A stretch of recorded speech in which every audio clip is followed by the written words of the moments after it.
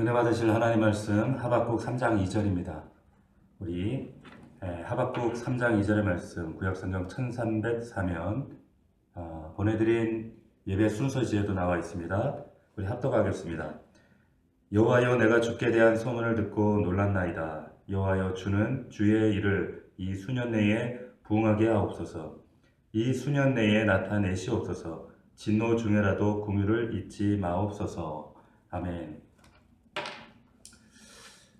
오늘 본문에 나와 있는 것처럼 진노 중에라도 긍휼을 잊지 마옵소서. 진노 중에라도 긍휼을 잊지 마옵소서. 이와 같은 제목으로 하나님 말씀 은혜를 나누겠습니다.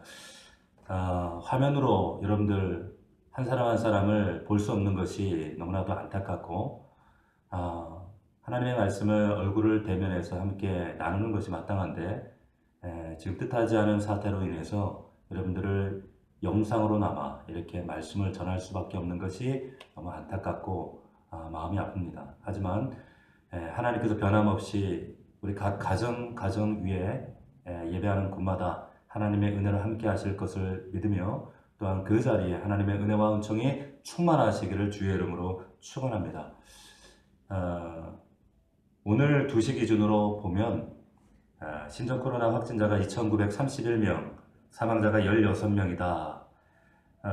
한국에서 코로나19 확진자 수가 인구 100만 명당 57명에 달하는 것으로 이렇게 공식 보고가 되었습니다. 문제는 이것이 중국의 확진자의 추이 속도보다 이미 추월했다라고 하는 소식이 들려졌습니다.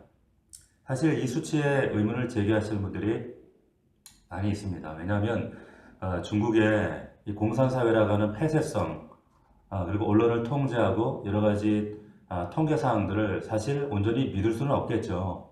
가까운 이웃만 보더라도 일본만 하더라도 지금 올림픽을 앞두고 있기 때문에 대다수의 신종 코로나로 인한 사망자 수를 단순 폐렴으로 이렇게 보고하는 경우가 허다하다고 합니다. 그럼에도 불구하고 지금 이런 통계 자료가 우리에게 심각한 상황인 것을 알려주고 있습니다. 지금 중국에서 한때 반체제 인사로 활동을 하시다가 미국으로 망명한 구한구이라고 하는 분이 계십니다. 이분이 유튜브를 통해서 중국 내부의 실제 상황을 내부의 정보통을 이용해서 보고하시고 여러 가지 실제 상황들을 정말 적나라하게 공개하고 계시는 그런 분입니다. 이분이 중국의 지금 공식 사망자, 감염자 수가 사실은 터무니없이 작다. 이렇게 유튜브를 통해서 말씀하고 있거든요. 중국 같은 경우에 한 4억 명 정도, 인구의 한 4분의 1에서 3분의 1가량이 지금 이동 제한을 받고 있다고 합니다. 사실 이 이야기는 얼마 전에 제가 만난 상해 선교사님을 통해서도 확인할 수가 있었습니다. 그래서 집을 못 나가는 거죠. 집을 나가지 못하고 가족 중에 한 사람만 지금 이틀에 한 번씩 밖을 나가면서 식료품을 사러 나가도록 그렇게 제한 조치를 받고 있다라고 하는 겁니다. 이 구한구이라고 하는 분이 이야기하고 있는 이 내부 정보에 따르면 확진자가 8만 명, 사망자가 2,835명이다 이렇게 중국 정부에서는 보고를 하고 있는데 실제로는 적어도 150만 명에서 200만 명이다 라고 말씀하고 있는 거예요. 그리고 실제 사망자 수는 10만 명 이상이다. 그리고 격리된 인구가 2억 5천만 명 정도 된다. 이렇게 보고를 하고 있습니다. 지금 중국의 70개 시가 완전 봉쇄되어 있는 그런 상황이고요. 문제는 지방정부가 중앙정부의 말을 듣고 있지 않다라고 하는 거예요. 왜냐하면 지금 각 지방정부도 살아야 되잖아요. 지금 어떻게든지 중앙정부만 믿고 살아갈 수 없는 각자 도생의 길을 걷고 있기 때문에 어쨌든 지금 살아남으려고 지금 온갖 몸부림을 치고 있는 상황에서 중앙정부가 통제를 전혀 하지 못하고 있다 이런 보고를 하고 있습니다. 우한에 있는 화장터가 한 490개, 49곳이 있는데 하루 종일 쉬지 않고 다 돌리고 있는데 하루에 보통 1200구에서 1500구의 시체를 화장하고 있다. 지금까지 화장된 사람이 10만 명이 넘는다. 이와 같은 보고를 이 구한구이를 통해서 지금 계속적으로 발표가 되어지고 있습니다. 이것이 사실이라면 이 엄청난 규모의 재앙이 중국뿐만 아니라 사실은 전 세계적으로 이루어지고 있는 것이 사실입니다. 그리고 그와 같은 비상사태를 우리도 지금 경험하고 있다는 아주 중대한 심각한 상황을 우리가 맞이하고 있다라고 하는 거죠. 한국에서 이 코로나19 확진자 수가 100만 명당 57명. 이미 중국의 이 100만 명당 이 확진자 수를 추월했습니다. 중국이 55명이고 싱가포르가 16명, 이탈리아가 15명, 일본이 7명 순입니다. 코로나 진원지인 이 중국을 추월해서 어찌 보면 우리 한국 상황이 전 세계적으로 가장 어려운 상황일 수도 있다라는 그런 생각이 들어집니다. 지금 많은 분들이 어려움을 호소합니다. 지금 주식시장이 곤두박질 치고 있고요. 각 상가들, 뭐 백화점뿐만 아니라 모든 중소상인 작은 기업들이 지금 문을 닫고 있고 개점 휴업 상태에 있고 그러면서 지금 아주 경제적으로 어려운 상황 가운데 빠져 있습니다. 학교들이 언제 개학을 할지 모르는 그런 상황에 있고요. 여러분도 잘 아시겠지만 대부분의 한국 교회가 모든 공예배를 중단하고 있습니다. 우리도 사회적, 국가적 이 어려움에 동참하기 위해서 여러분들에게 공지했던 대로 모든 예배를 중단하고 교회 출입을 제한하고 있습니다. 이 사태가 언제까지 갈지 모르겠습니다. 하나님께서 왜 이런 상황들을 우리 가운데, 이런 고난을, 고통을 우리 가운데 허락하시는가? 과연 이 나라 이 민족이 정말 하나님 뜻 가운데 바로 회복되어질 수 있는가? 그 시점은 언제쯤에나 그러한 평안이 다시 회복될 것인가? 여러 가지 정말 안타까운 마음이 그지없습니다. 예수님 오시기 600년 전에 하박국 선지자가 이런 고통과 눈물을 가지고 이 질문을 끌어안고 지금 성전에 엎드려서 하나님께 동일한 질문을 드리고 있는 내용이 오늘 본문의 이 3장 2절의 말씀이에요. 제가 다시 한번 읽어드리겠습니다. 여호와여 내가 주께 대한 소문을 듣고 놀랐나이다. 여호와여 주는 주의 일을 이 수년 내에 부응하게 하옵소서. 이 수년 내에 나타내시옵소서. 진노 중에라도 궁유를 잊지 마옵소서. 여기 중요한 대목이 나옵니다. 부응케 하옵소서. 이 부응이라는 단어를 우리가 일반적으로 생각할 때 교회가 성도 수가 늘어나고 정말 넘치도록 많은 사람들이 교회를 가득 채우는 이런 부응을 우리가 생각하지만 성경에서 의미하는 이 부응은 사실 그런 의미하는 거리가 멉니다. 정확한 의미를 우리가 찾아본다면 사실 회복이라는 의미가 더 가까워요. 회복, 영어 성경에 보면 그래서 리바이브 이렇게 표현을 해두었습니다. 다시 회복시켜 주십시오 라고 하는 기도가 되는 거죠. 다시 회복시켜 주십시오. 주님, 하나님, 이 세계와 이 땅과 이 열방과 이 나라와 그리고 가정과 이 교회를 하나님 다시 한번 회복시켜 주십시오 라고 하는 기도가 가장 절실히 필요한 때가 아닌가 그런 생각이 들어집니다. 여러분 어떻게 이 나라 이 민족 이 전 세계적인 이 위기 가운데 우리가 이 땅의 회복을 위해 우리는 어떻게 기도해야 하는가 간구해야 하는가 이 하박국의 기도를 통해서 우리가 함께 배우기를 원합니다. 오늘 말씀해 보니까 여러분 3장 2절의 마지막 부분에 대조적인 두 개의 단어가 등장하죠. 진노 중에라도 궁유를 잊지 마옵소서. 여기 두 개의 컨트라스트를 유지하고 있는 두 단어가 있어요. 그게 뭐냐? 진노와 궁유라는 거예요. 지금 우리에게 가장 필요한 기도가 뭡니까? 그 기도는 다름 아니라 하나님 이 진노 가운데 이 어지러운 세상 가운데 코로나19라고 하는 이 감당할 수 없는 이 고난 가운데 그럼에도 불구하고 하나님의 궁유를 구합니다 라고 하는 이 절실한 기도가 필요한 시점이 아닌가라는 생각을 합니다. 여러분 오늘 본문의 하박국은 유대인 민족사의 이 불가피한 이 하나님의 진노를 받아들이고 인정하고 있는 그런 뉘앙스를 말씀을 통해 풍기고 있어요. 지금 우리는 누군가를 원망하고 비난하고 불평하고 있을 때가 아닙니다. 중국 정부를 비난하고 지금 이 사태의 근원적인 발원지 역할을 했던 신천지를 비난하고 불평하고 원망하고 있을 때가 아니라 말씀을 통해서 우리가 하나님께 엎드리고 기도해야 될 때가 아닌가 이런 생각이 듭니다.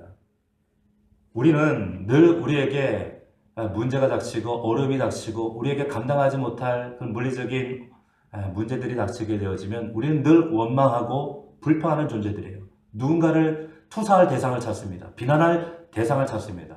그러나 오늘 하박국 선지자는 주전 600년경 당시 유대가 바벨론에게 침략을 당하고 나라가 기울어져 가고 있어요. 이 절체절명의 위기 가운데 있을 때 하나님의 진노를 인정하고 있다는 거예요. 이 말인즉슨 하나님의 진노, 이것은 불가피하고 여기에 대한 책임이 자신에게 있다는 사실을 지금 인정하고 있다라는 말이 됩니다. 하나님의 진노, 하나님은 여러분 성경은 인간의 교만에 대해서 하나님은 반드시 진노하시고 심판하신다 말씀하고 있습니다. 하나님께서는 만물 우주 공간을 창조하시기 전에 창세 전에 먼저 루시퍼라고 하는 하나님의 절대 영적인 존재를 하나님 창조하셨습니다. 근데 이 창조물이 교만을 떨게 되고 하나님과 이 교만의 자리에서 하나님을 대적할 때 하나님이 그를 내치시고 그래서 그가 사탄이 됩니다. 그리고 천사들의 3분의 1, 영적 존재 3분의 1을 끌어안고 세상으로 내쳐지게 되어지죠. 그런데 그 사탄을 통해서 그 교만이 인간에게 또한 침투했어요. 그 교만을 통해서 죄가 들어오게 되고 하나님의 진노가 그 인간에게도 동일하게 임하게 되어집니다.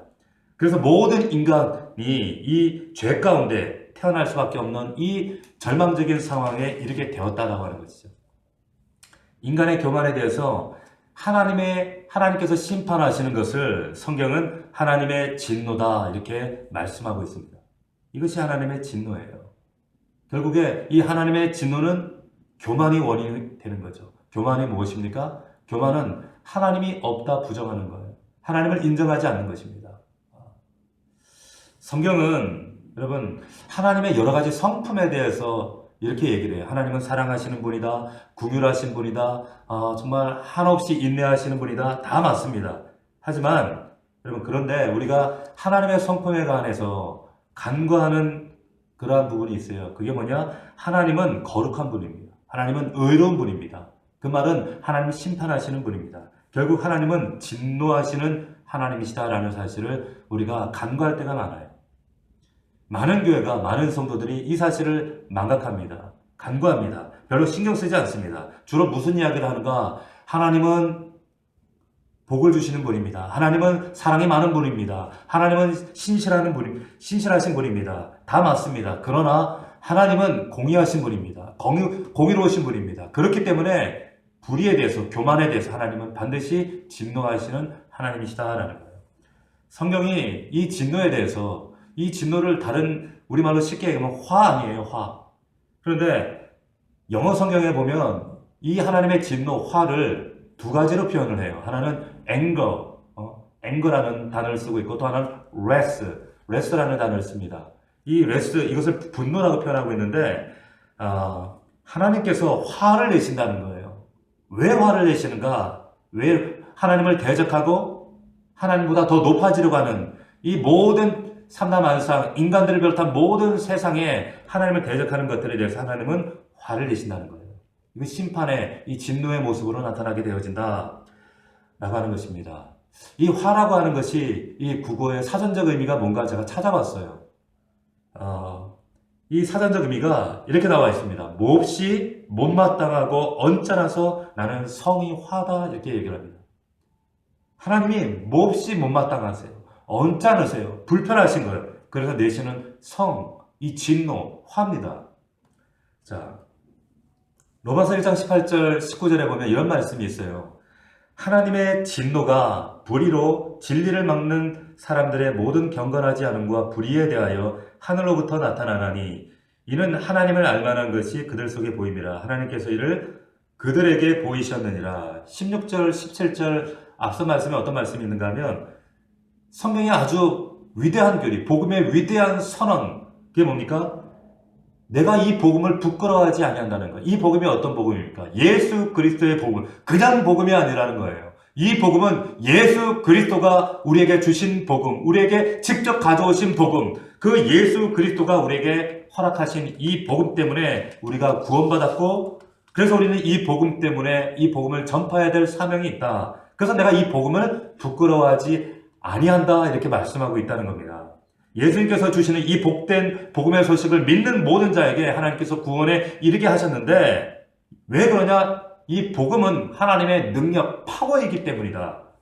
복음 때문에 저와 여러분들이 구원받을 수 있게 되었다라고 하는 것입니다. 복음 때문에 예수님께서 저와 여러분들의 죄를 담당하시기 위해 이 땅에 육신의 옷을 입고 이 땅에 내려오셨고 몸을 입고 이 땅에 오셔서 피 흘리시고 그 육신의 모든 순환과 수치와 고통을 당하시고 죽으시고 땅속에 묻혔다가 3일 만에 부활하시고 자, 이 놀라운 구원의 역사를 이루어 주셨어요. 그래서 누구든지 그 예수를 믿고 의지하고 신뢰하면 그 과거가 어떻든지 그 삶의 행위가 어떻든지 그 옛날의 모습은 어떠한 모습도 하나님은 상관하지 아니하시고 의롭다 여겨주시겠다. 그 복음을 믿는 자는 누구든지 예외 없이 차별 없이 누구든지 구원에 이르게 하시겠다. 이게 하나님의 파워다라는 거예요. 권능이라는 거예요. 이게 복음이다 이렇게 말씀하고 있는 거예요. 그런데 이렇게 얘기하고 그 이후에 이것이 먼저 유대인에게 그리고 헬라인에게 무슨 얘기입니까? 이 온 세상 모든 사람들에게 차별 없이 예외 없이 차등 없이 차이가 없다는 거예요. 복음에는 하나님의 의가 하나님이 우리를 의롭게 하시겠다는 거. 그래서 믿음에서 믿음으로 이르게 하는데 이 놀라운 사건 기록된 바 의인은 믿음으로 말미암아 살리라 함과 같다. 자, 그래서 구원받을 때 우리가 어떻게 합니까? 우리는 믿음으로 구원받고 이후에 우리는 또 믿음으로 살아갑니다. 근데 이런 말씀을 해주시고 나서 로마서에 근데 이 믿음으로 살지 못하는 사람들이 있다. 심지어 교회 안에도 있다. 자, 그 믿음으로 살지 못하고 구원받지 못한 사람들, 이 사람들의 특징을 우리가 방금 말씀드렸던 18절, 19절에 이렇게 기록하고 있는 거예요. 이런 사람에게 하나님의 진노가 계시가 된다는 거예요. 하나님의 진노가. 자, 하나님의 진노를 이 사람들이 어떻게 여기에 반대하는가? 하나님의 진노는 어떤 방식으로 진노가 계시되는가? 하나님의 진노는 불의로 진리를 막는 사람. 사는 삶이 다 불의한 거예요. 불의한 삶을 살면서 하나님은 옳잖아요. 하나님은 진리시잖아요. 하나님이 그분이 바른 생명의 길이잖아요. 그런데 그 진리를 거부합니다. 자, 하나님 그뿐만 아니라 하나님의 진리가 진리되지 못하도록 하나님의 의가 의되지 못하도록 그 진리를 회방합니다. 그리고 그 하나님의 의가 의하시지 못하도록 꽉 잡아매두는 거예요. 묶어두는 거예요. 움직이지 못하도록 하나님의 일이 하나님의 의가 교회를 통해 이루어지지 못하도록 방해하고 붙잡아매는 이런 사람이 있다는 겁니다. 이런 사람들이 하는 일이 뭐냐? 오늘 로마서 말씀에 의하면 경건치 아니하다. 영어에는 이것을 뭐라고 했냐면 ungodly 이렇게 얘기를 했습니다. ungodly. 이게 무슨 말인가 하면 하나님과는 정반대되는 일만 도모한다는 거예요. ungodly. 하나님과 정반대되는 일을 가요. 자기 인생의 욕구만을 도모합니다. 자기 인생의 욕망만을 쫓아가요. 하나님 없어요. 내 뜻이 우선이고요. 내 생각이 최선이고요. 자기 생각만 의지하고요. 극히 개인적, 극히 이기적. 그래서 늘 자기 안에 머물러 살아갑니다. 이것을 ungodly. 이것을 결국에 경건치 아니하다. 그 다음에 뭐라고 하는가? 불의라고 얘기합니다. 불의를 행한다. 하나님이 옳은 분인데 하나님이 아닌 자기의 의를 의로 삼아요. 자기의 길을 행합니다. 옳지 않다는 거예요. 이런 사람들을 대적해서 하나님으로부터 하나님의 진노가 계시된다. 여러분 아시겠습니까? 하나님의 진노는 어떤 사람 안에 생기는가? 어떤 사람 때문에 생기는가? 어떤 사람을 위해서 생기는가? 나타나는가? 불의 속에 살면서 하는 일마다 하나님을 대적하고 하나님의 뜻보다 자신을 우선하는 하나님의 일은 전혀 관심이 없는 거예요. 이런 사람들을 위해서 하나님의 진노가 그들 위에 임한다.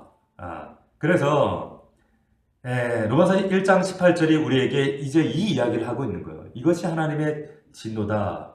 하나님이 왜 화를 내실까요? 부모가 우리 자식들이 부모의 말에 순종하지 않고 부모가 정한 이 가정의 울타리와 아버지의 권위를 인정하지 화가 나죠. 마땅한 거예요. 하나님 말씀대로 하나님의 뜻대로 우리가 온전히 살지 않는 것, 그것을 넘어서서 내가 주인 되어지고 내가 교만해서 내 삶의 주인이신 하나님을 부정하는 것, 그 위에 하나님은 간과하지 않으시고 반드시 하나님의 진노가 임하게 되어진다. 그래서 여기 로마서 말씀에 보면 하나님의 화를 돋구는 여러 가지 방법들이 기술되어져 있는데 여러 가지인데 그 구체적인 이야기들을 24절부터 32절까지 로마서 1장 24절 이하에 보면 자세하게 기록되어 있어요. 일일이 다 얘기할 수는 없습니다. 여러분들 한번 자세히 읽어보십시오. 하나님이 왜 화를 내시는가?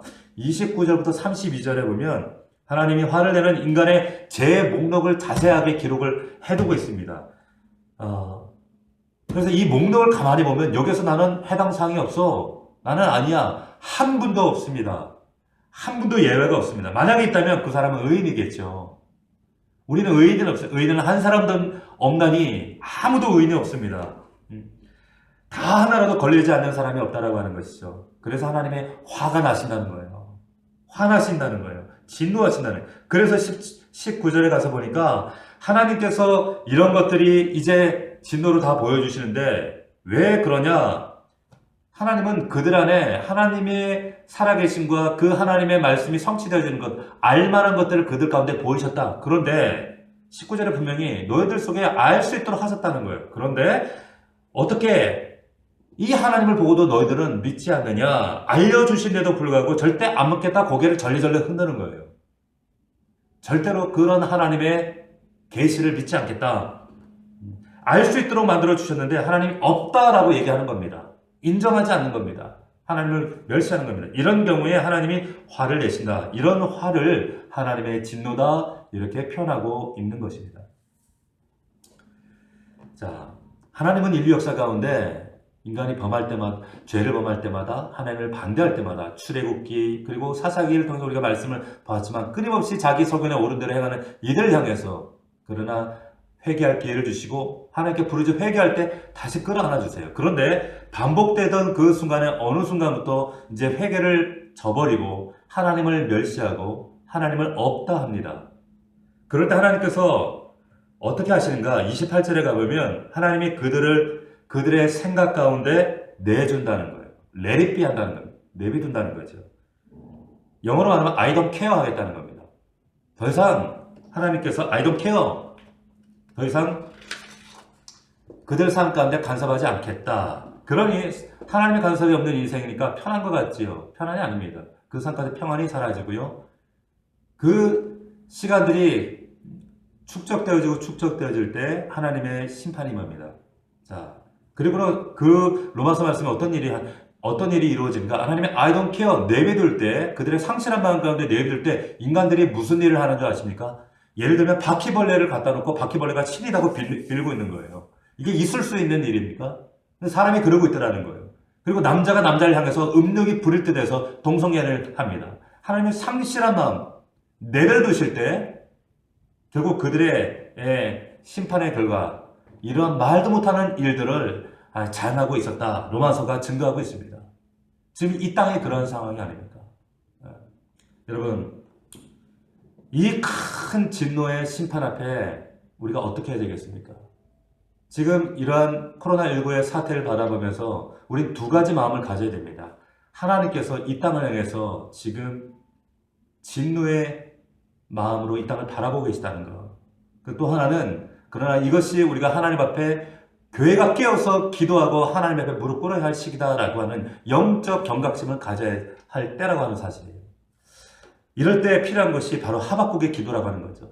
오늘 보았던 이 하박국의 기도, 이 3장 2절 앞에 말씀에 1장 여러분 3절을 보시면요.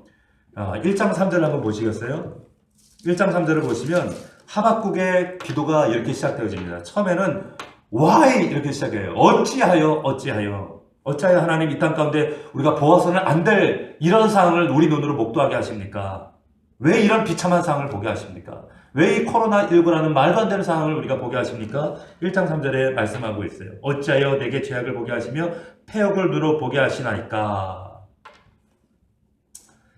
이 질문이요 13절에도 이어집니다.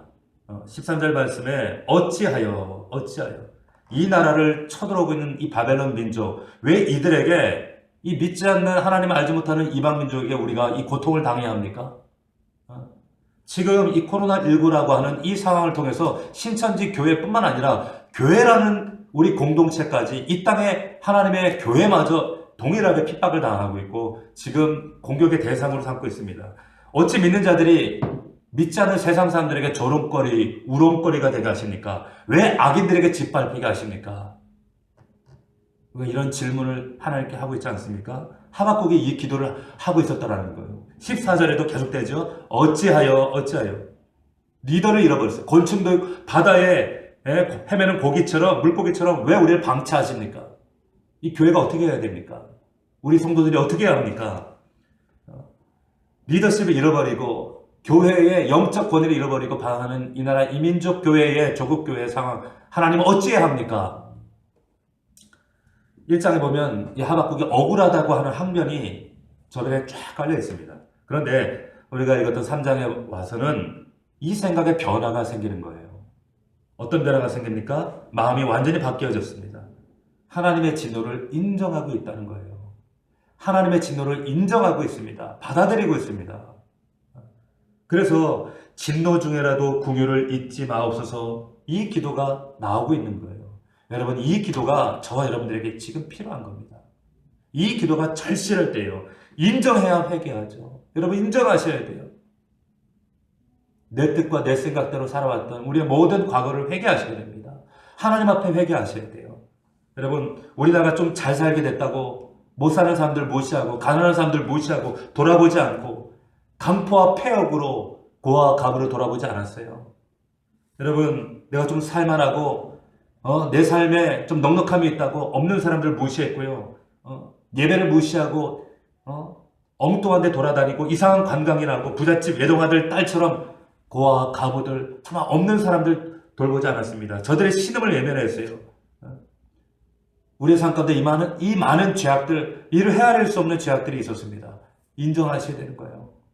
진노 중에라도, 그래서 이 진노라도 진노지만 하나님 기꺼이 인정합니다. 맞습니다. 그러나 진노 중에라도 이것이 아무리 합당하고 맞다 할지라도 주님, 긍휼을 잊지 마옵소서. 긍휼을 잊지 마옵소서. 먼저 회개가 필요하다는 거예요. 먼저 회개가 절실하다는 겁니다. 그리고 그 하나님의 긍휼을 인정하셔야 된다는 거예요. 지금 우리에게 가장 필요한 것은 하나님, 진노 중에라도 긍휼을 잊지 마옵소서. 이 기도가 필요한 줄로 믿습니다. 잠깐 우리 가운데 진노가 필요했다면 기꺼이 받아들입니다. 기꺼이 인정합니다. 그러나 긍휼을 잊지 마옵소서. 그리고 회복해 하옵소서. 다시 한번 이 나라와 이 전 세계와 열방과 우리 교회와 가정과 우리 각 심령에 하나님 이 회복의 영을 부어 주시옵소서.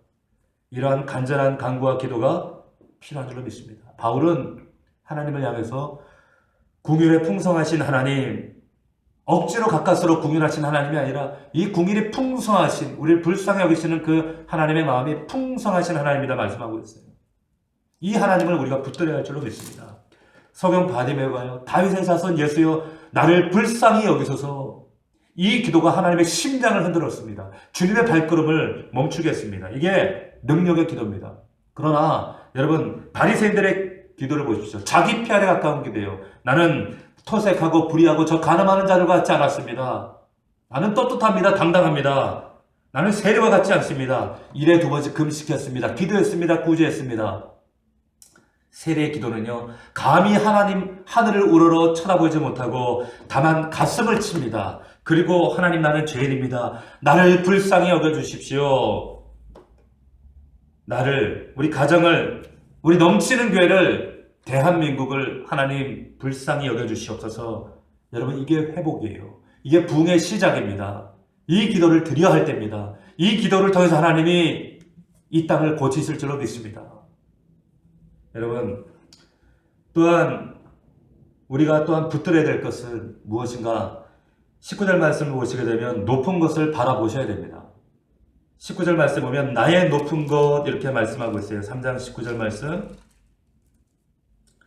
여러분, 주 여호와는 나의 힘이시라 나의 발을 사슴과 같게 하사 나를 나의 높은 곳으로 다니게 하시리로다. 아멘. 19절엔 그 하나님이 나의 힘, 나의 발을 사슴과 같게 하신다. 여러분, 이 사슴, 이 사슴이 어찌하여 통곡했던 절규했던 그 절망적인 이 골짜기의 상태, 처음에 이 사슴이요 1장에서는 하나님께 토로합니다. 어찌하여 이 위협에, 이 골짜기의 고통 가운데 지금 자신을 위협하며 죽이려고 하는 이 바벨론의 공격과 이 사람과 그리고 악한 동물들과 이 위협으로부터 이 어두운 골짜기를 헤매면서 비명을 지금 사슴이 토해내고 있는 거예요. 그 비명은 한 가지입니다. 어찌하여 이런 일이 생겼습니까? 어찌하여 이런 고통을 보게 하십니까? 어찌하여 믿지 않는 자들에게 이런 조롱을 당하고 왜 우리가 이 땅 가운데 이 코로나19와 같은 상황으로 우리가 이런 신음하는 고통을 당해야 합니까? 그런데 다음 순간 이 사슴이 여러분 어느 순간 3장에 와서 정상에 올라가 있는 거예요. 높은 곳을 그 발을 날렵한 발다리를 이어서 높은 데로 치고 올라갑니다. 그러더니 어느새 그 정상에 서서 방금 전까지 자신이 보았던 그 골짜기의 그 모습을 유유자적 바라봅니다. 바라보면서 그렇게 위협했던 그 골짜기의 모습을 이제 가만히 내려다봅니다. 이런 모습을 여러분들이 연상해 보시는 거예요. 그래서 하박국의 이 문학적인 구조를 골짜기에서 정상으로 이렇게 설명하는 학자들이 있어요. 지금 영혼의 골짜기에서 믿음의 정상으로 처음에 하박국 1장은 시름소리였습니다. 어찌하여. 그러나 하박국 마지막 절을 보시면 여러분 찬양으로 맺고 있어요. 하나님께서 신음소리를 찬양소리로 바꾸실 줄로 믿습니다. 골짜기에서 높은 곳에 세워주세요. 지금 우리에게 필요한 건 뭡니까? 하나님 이 높은 곳을 바라보는 거예요. 지금 비록 우리가 골짜기에 있지만 이 높은 곳을 바라보시는 거예요. 여러분 높은 곳은 뭐예요? 여러분들이 기대하는 물질적 그런 높은 것을 말씀하지 않아요. 성경에서 말하는 높은 곳이라고 하는 것은 시편 68편 18절에 이렇게 말씀하세요. 주께서 높은 곳에 오르시며 여호와 하나님이 저희와 함께 거하리 하시미로다. 높은 곳은 하나님이 함께 하시는 곳.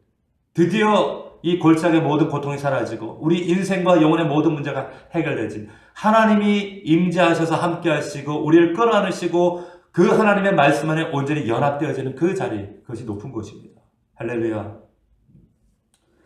하나님을 만나는 곳입니다. 하나님을 순종하는 곳입니다.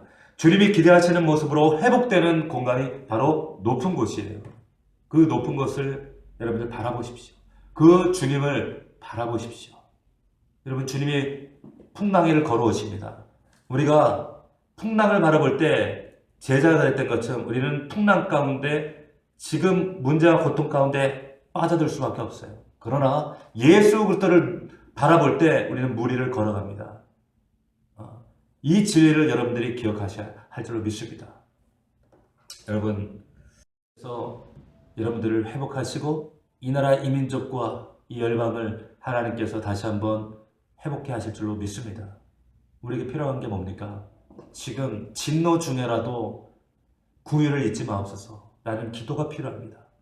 하나님 앞에 절대적으로 엎드려 내 자신의 잘못과 우리 가정에 하나님 앞에 온전히 서지 못함과 우리 교회가 주님의 뜻을 온전히 순종하지 못했던 것, 그리고 더 나아가서 이 나라 이 조국 교회에 정말 교회가 교회되지 못한 것, 복음이 복음되지 못하도록 힘쓰지 못한 것, 세속주의와 물질주의와 개인주의, 이기주의에 빠져서 하나님을 하나님으로 인정하지 못했던 우리의 모습을 주님 앞에 회개합시다.